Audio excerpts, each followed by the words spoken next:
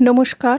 রবিবাসরীয়র ছোট গল্পে আজকের গল্প মহাকাল, লিখেছেন ছন্দা বিশ্বাস।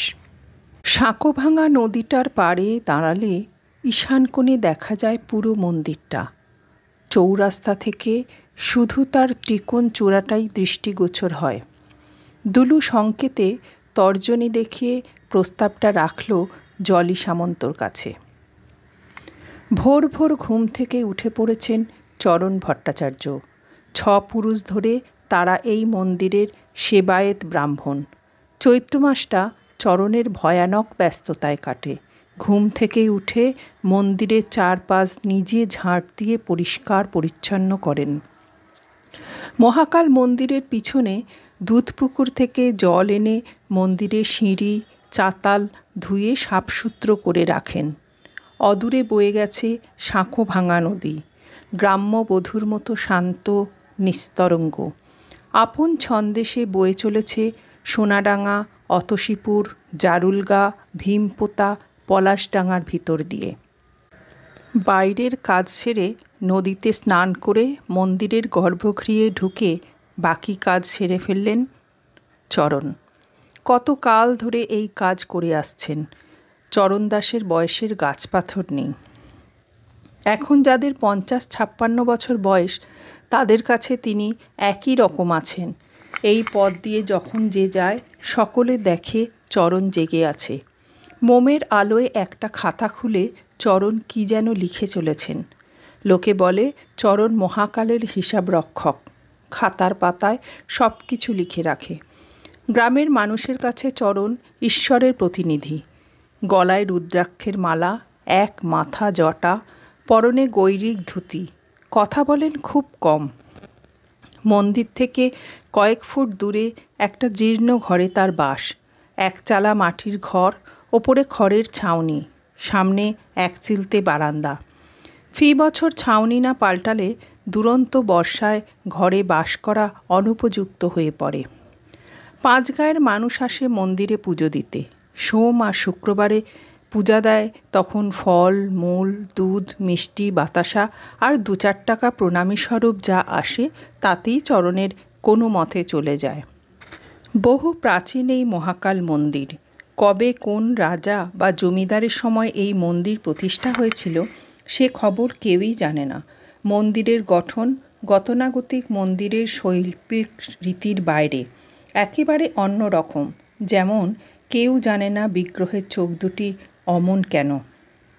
দেখলে মনে হবে কোনো দুর্বৃত্ত ধারালো অস্ত্র দিয়ে দুটি চোখ খুবলে তুলে নিয়েছে। কে বা কারা এ কাজ করেছে কেউই জানে না। তবে জনশ্রুতি একটা আছে, সেটা হলো চরণের বাবা লোচন ছিলেন জন্মান্ধ। তার বাবা মাধবচন্দ্র ছিলেন এই মন্দিরের পূজারী। পুত্র জন্মানোর পরে যখন কথা জানতে পারলেন মাধবচন্দ্র, তখন তিনি মহাকালের সামনে হত্যে দিয়ে পড়ে থাকলেন। টানা 1 মাস তিনি জলস্পর্শ পর্যন্ত করেননি। তার একটাই কথা, আমার পুত্রের চোখে আলো এনে দাও ঠাকুর। চৈত্রের শেষ সপ্তাহখানেক আগে থেকে জোর তোড়জোড় করেছে গাজন সন্ন্যাসীদের। চলছে গাজন সন্ন্যাসীদের। মাধব সারা রাত জেগেই ছিলেন। ভোরের দিকে কিছুটা সময় চোখ বন্ধ হয়ে আসে। ঘুম ভাঙে পাখির ডাকে। পাখিটা মন্দিরের চাতালে ঘুরে ঘুরে ডাকছে। মাধব উঠে পড়লেন। বেলা হয়ে গেছে দেখে তিনি টলমল পায়ে ঘরের দিকে যেতে গিয়ে আশ্চর্য হলেন। দেখলেন তার শিশুপুত্র লোচন উঠোনে একটা হাঁসের সঙ্গে খেলা করছে। হাঁসটাকে দৌড়ে ধরার চেষ্টা করছে। মাধব অবাক হলেন না। তাহলে কি তার সন্তান সত্যি দেখতে পাচ্ছে? এগিয়ে যেতেই শিশুপুত্র বাবা বলে তার কাছে ছুটে এলো। এ যাবৎ মাধব যা দেখেননি। মাধব বিভিন্নভাবে পরীক্ষা নিয়ে দেখলেন পুত্র সব কিছুই পরিষ্কার দেখতে পাচ্ছে। তিনি মহানন্দে ছুটে গেলেন মন্দিরে, কিন্তু গর্ভগৃহে ঢুকে মহাকালের মূর্তির সামনে এসে থমকে দাঁড়ালেন। তার আনন্দ মুহূর্তের মধ্যে বিষাদে পরিণত হলো। এ কি হলো ভগবান, আমি তো এ চাইনি। আকুল হয়ে ভূমিতে মাথা কুটতে থাকলেন মাধব। বুঝতে পারলেন মহাকাল তার নিজের চোখ দুটো পুত্রকে দান করে দিয়েছেন। সেই থেকে মাধবের মনে সুখ নেই। তখন থেকেই লোকমুখে এই মহাকাল মন্দির কানা শিবের মন্দির নামে পরিচিত হলো। যুগ যুগ ধরে মানুষ এই মন্দিরে পুজো দিতে আসে। মন্দিরের সামনে একটা প্রকাণ্ড অশ্বত্থ গাছ আছে, সেখানে মানত করে ভাড়া বেঁধে যায়। মনস্কামনা পূর্ণ হলে পুজো দিয়ে ভারমুক্ত করে। আগে বাংলাদেশ, অসম, ত্রিপুরা, বিহার থেকে প্রচুর ভক্তরা আসতেন। এখনও চড়কের সময় বর্ডার কিছুটা শিথিল করা হয়। সীমান্তের পাঁচগাঁয়ের মানুষগুলোর মনে চৈত্রের শেষ সপ্তাহ জুড়ে বানভাসী আনন্দের হিল্লোল। সারা বছর তারা এই দিনগুলোর জন্যে উন্মুখ হয়ে থাকে। সোনাডাঙ্গা এখন আর কোনো গ্রাম নয়। বিগত ৩০-৪০ বছর ধরে একটু একটু করে তার গায়ে শহরে ছোঁয়া লেগেছে। বৈভবের আভরণে সে মুড়ে ফেলেছে নিজেকে।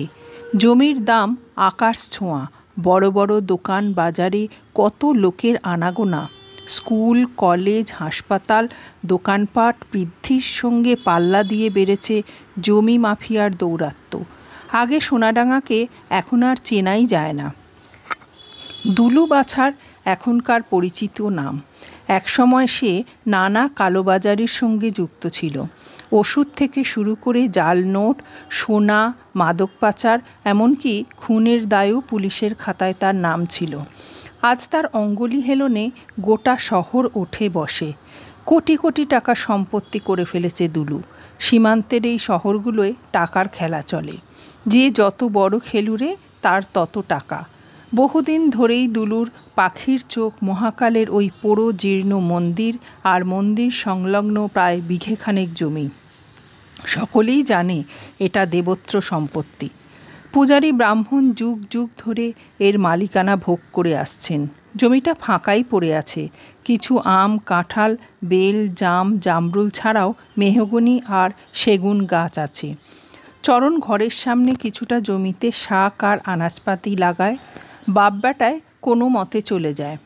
বর্তমানে সোনাডাঙ্গার এই প্রধান সড়কের ধারে 1 কাঠা জমির দাম প্রায় 20 লাখ। দুলুর হিসেবি মন, সে দেখেছে এই মন্দিরে আর তেমন কেউ আসে না। ওই চৈত্র মাস ছাড়া বাকি সময় ফাঁকাই থাকে। জীর্ণ কুটিরে ছেলে চয়নকে নিয়ে চরণ থাকেন। চয়ন চরণের বৃদ্ধ বয়সের সন্তান। পুত্রের জন্ম আর মায়ের মৃত্যুর মাঝে 1টা ঘন্টা সময়ের ব্যবধান। সময়, তারিখ সব লেখা আছে চরণের খাতায়। মলিনা সদ্যজাতের মা ডাক শুনে শুধু একবার চোখ মেলে তাকিয়েছিল। এটুকুই তার শান্তি। ছেলেটাকে খুব কষ্টে মানুষ করেছেন চরণ। লেখাপড়ায় সে খুব ভালো। শহরের স্কুলে ক্লাস 7-এ পড়ে। বই খাতা দিয়ে মাস্টারমশাইরা খুব সাহায্য করেন। না হলে চরণের সামর্থ্য আর কতটুকু। ছেলের মুখ চেয়েই তার বেঁচে থাকা। চৈত্রের শেষ সপ্তাহ। লোকের বাড়ি বাড়ি তেল সিঁদুর মাখা শিবের পাটা নিয়ে গাজন সন্ন্যাসীরা যায়। চাল ডাল, ফলমূল, টাকা পয়সা যা ওঠে গুছিয়ে রাখে চরক সন্ন্যাসীরা। শনিবার, চৈত্র মাসের কৃষ্ণা ত্রয়োদশী তিথি। সাঁকোভাঙা নদীতে বারুণী স্নান করতে পুণ্যার্থী মানুষজন এসেছে দূর দূরান্ত থেকে। এ বড় সুখের সময়, বড় আনন্দের দিন তাদের। চরণ জ্যোৎস্না ভাসা মাঠের দিকে তাকিয়ে থাকে। বসন্তের বাতাস দামাল বালকের মতো কেমন ছুটে ছুটে খেলে বেড়াচ্ছে গোটা মাঠ জুড়ে। তবে কিছুদিন ধরে একটা কোড়া পাখি ডেকে যায় বুকের ভেতরে, গুপ গুপ গুপ। চরণ শঙ্কিত হন। এমনই সংকেত এসেছিল বউটা মারা যাওয়ার সময়। এসে গেল চড়ক উৎসব। চয়ন মেলায় যাওয়ার জন্যে তৈরি হচ্ছে। চরণ মন্দিরে কাজ করছিলেন। হঠাৎ প্রচণ্ড শব্দে তিনি চমকে ওঠেন। কেঁপে উঠল মন্দির, দুলে উঠল বিগ্রহ। মন্দিরের পিতলের ঘণ্টা বাজছে ঢং ঢং ঢং। ছুটে বাইরে এলেন চরণ। যা দেখলেন তাতে তিনি স্তম্ভিত হলেন। দেখলেন বালি বোঝাই ডাম্পার তার কুঁড়ে ঘরটাকে ধূলিসাৎ করে দিয়ে দ্রুত গতিতে পালাচ্ছে। বাজারের লোকজন চিৎকার করে উঠল, হায় হায় হায়, গেল গেল গেল। জীর্ণ ঘরের নিচে পিষ্ট হলো চরণের 12 বছরের ছেলেটা। একটা রক্তাক্ত মাংসপিণ্ড। তাকে চেনার কোনো উপায় ছিল না। আশেপাশে যারা ছিল তারা রক্তলিপ্ত শরীরটা নিয়ে কোনো মতে ছুটল হাসপাতালে। লরিটা দুলুর একথা জানতে কারও বাকি রইল না, অনেকেই চিনত। চরণ রক্তাপ্লুত শরীরটা জড়িয়ে ফ্যাল করে তাকিয়েছিল। ঘন ঘন শ্বাস পড়ছে। শুধু একবার জনতার দিকে তাকিয়ে আর্তকণ্ঠে বললেন, লোকে এতদিন বলতো তুমি অন্ধ, আমি মানতাম না ঠাকুর, আজ মানতে বাধ্য হলাম, তুমি অন্ধ, মহাকাল তুমি অন্ধ, অন্ধ, অন্ধ। চরণের সেই বুক ফাটা আর্তধ্বনি সেদিন কত দূর পর্যন্ত পৌঁছেছিল কে জানে। আজও যারা মহাকাল মন্দিরের পাশ দিয়ে গভীর রাতে চলাচল করে শুনতে পায় চরণ দাসের কান্না। গুমড়ে গুমড়ে কাঁদে মহাকাল মন্দিরের পুরোহিত চরণ দাস। এ কান্না আমৃত্যু বন্ধ হওয়ার নয়।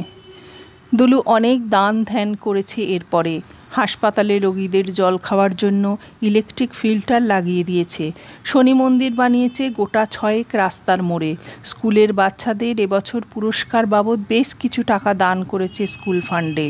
বাজারে একটা 32 পাইপের আর্সেনিক মুক্ত টিউবওয়েল বসিয়েছে। এরও পেরিয়ে গেছে আরও অর্ধযুগ।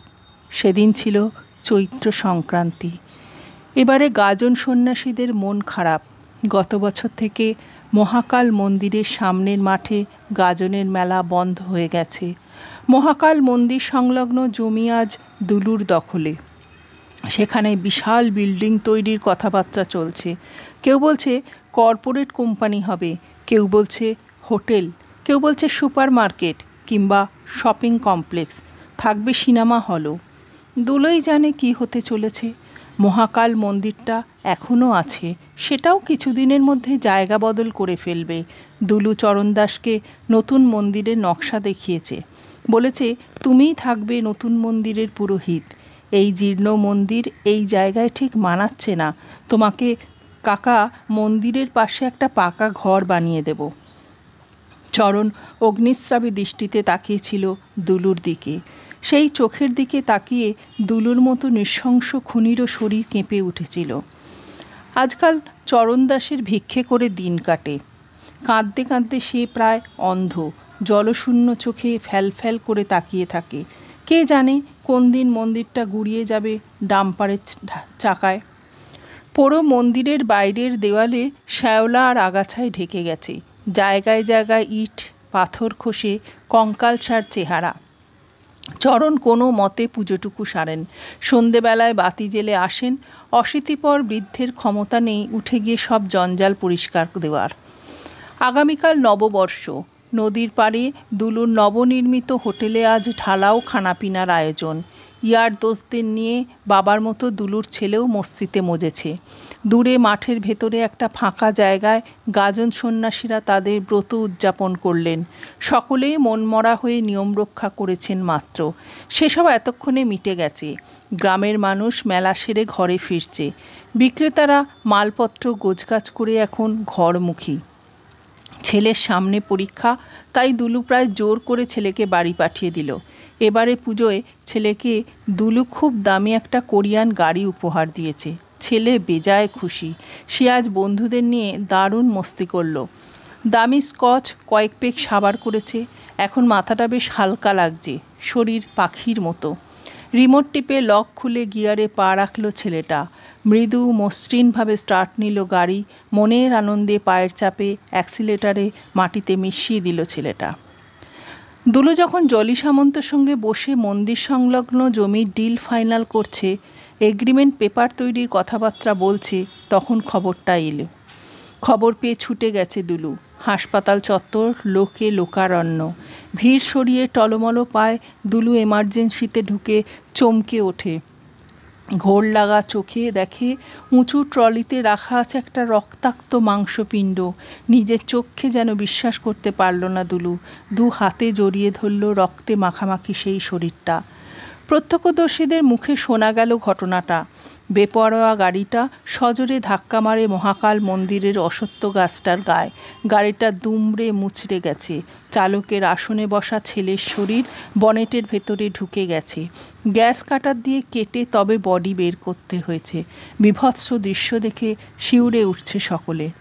উন্মত্ত দুলু এক মুহূর্ত না দাঁড়িয়ে ছুটে গেছে মহাকাল মন্দিরে। পোড়ো মন্দিরের সামনে বসে চরণদাস তখন তাকিয়েছিলেন দূর আকাশের দিকে, খুঁজে চলেছেন ছেলেকে হাজার নক্ষত্রের ভিড়ে। বিড়বিড় করছেন আপন মনে, কোথায় চলে গেলে বাপ আমার, কেমন আছো তুমি? দুলু ছুটতে ছুটতে এসে চরণের পা দুটো জড়িয়ে ধরে হাহাকার করে ওঠে, তোমার পা দুটো আমার মাথায় তুলে দাও চরণ কাকা, আমি লোভে অন্ধ হয়ে গেছিলাম। তোমার বুক থেকে সেদিন তোমার ছেলেকে ছিনিয়ে নিয়েছিলাম, আর সবার মতোই ভেবেছিলাম মহাকাল অন্ধ, বুঝতে পারিনি গো কাকা, পারলে আমায় ক্ষমা করে দিও, এ আমারই পাপ, আমার জন্যেই ছেলেটা আজ নিশ্চল পাথরের মতো বসে থাকেন চরণদাস। নমস্কার।